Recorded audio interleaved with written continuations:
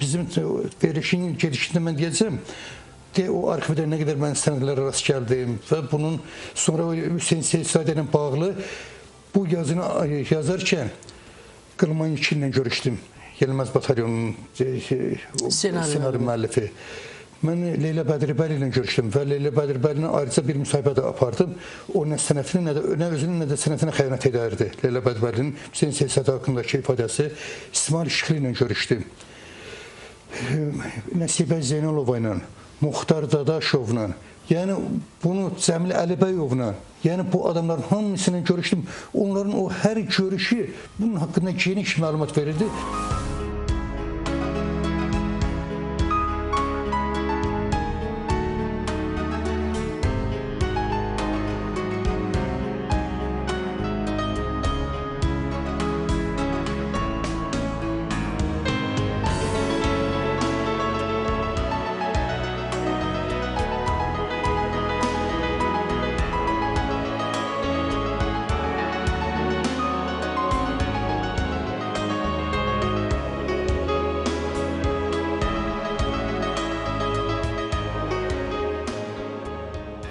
Əslində Hüseyn Seyidzadənin o cür unikal bir şəxsiyyət olmasına, qeyri-adi istedada malik olmasına, fədakarlığına baxmayaraq nə həyatda, nə sənətdə bəxti gətirməyib.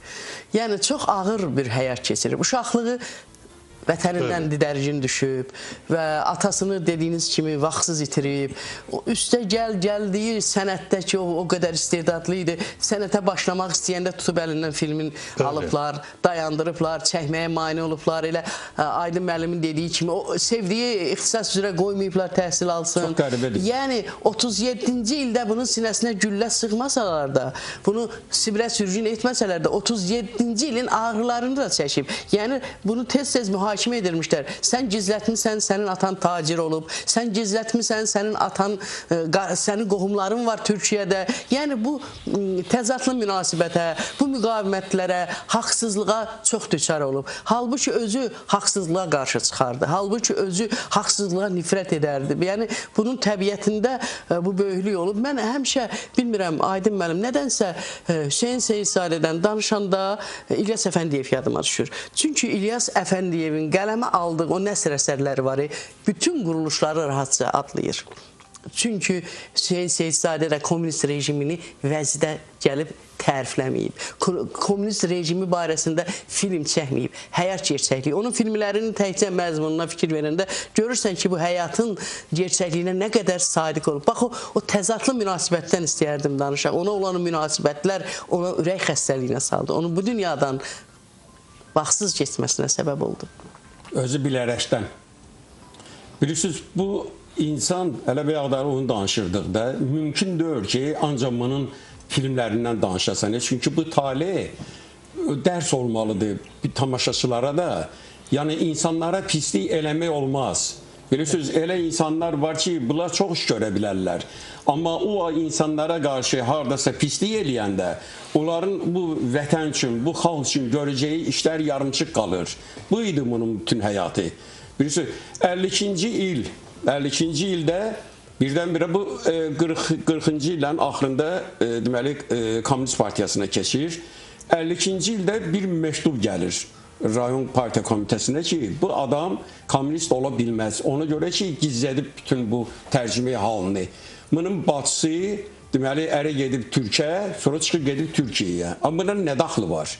Bunun qardaşı ya xalası oğlu müharibəyə gedib, orada cinayət törədib, sonra bunu o ştrafnoy batalyon deyil, cəza batalyonu. Orada olub, sonra itkin düşüb.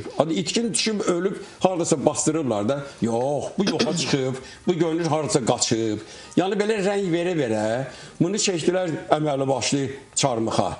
Aydın müəllim, 1956-cı ildə Olmasın Bu Olsun filmini çəkdi və Rəşli Bədii filmin banisidir. İlk dəfə. Və onda buna tərifləmək əvəzinə Üzeyir Hacıbəylidən yadigar qalan bir əsərə ekran həyatı vermişdi. Nə qədər hücumlara məruz qaldı.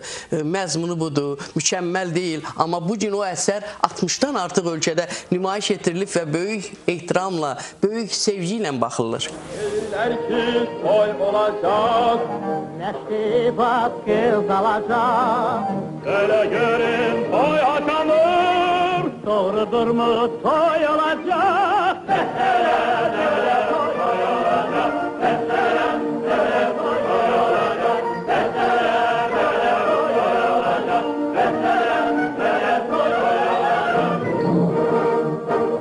Allah koysa tez toy olar. Öyle görün toy hasamdır. İnşallah tez toy olar.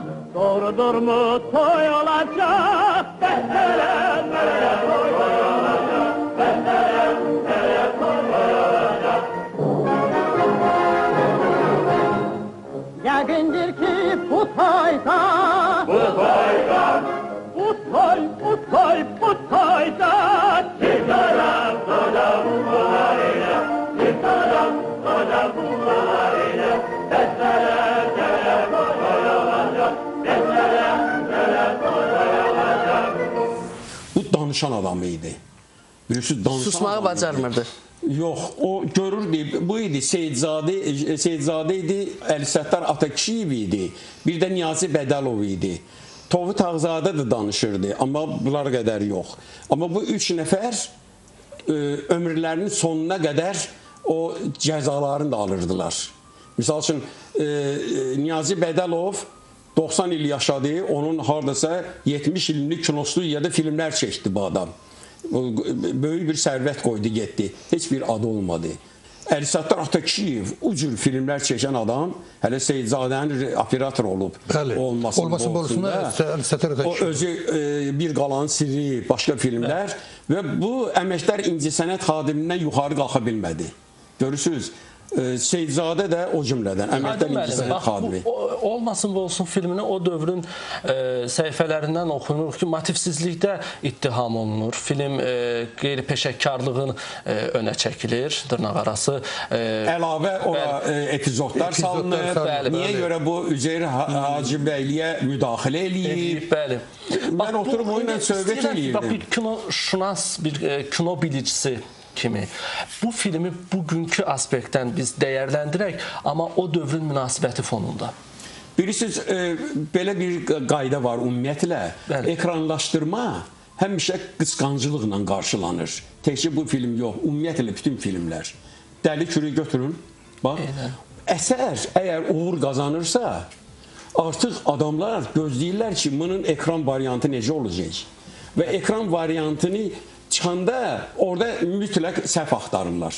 Çox qəribədir. Bu ekranlaşdırmaya qarşı ümumiyyətlə ən adi adamlardan tutmuş ta sabahlı adamlara qədər həmişə hücuma hazır deyanlar ki, bəs bu necə olacaq, necə oldu bu? Belə bir qayda var. İndi də elədir. Seyidzadə böyük bir Seyidovlar nəslinin nümayəndəsidir.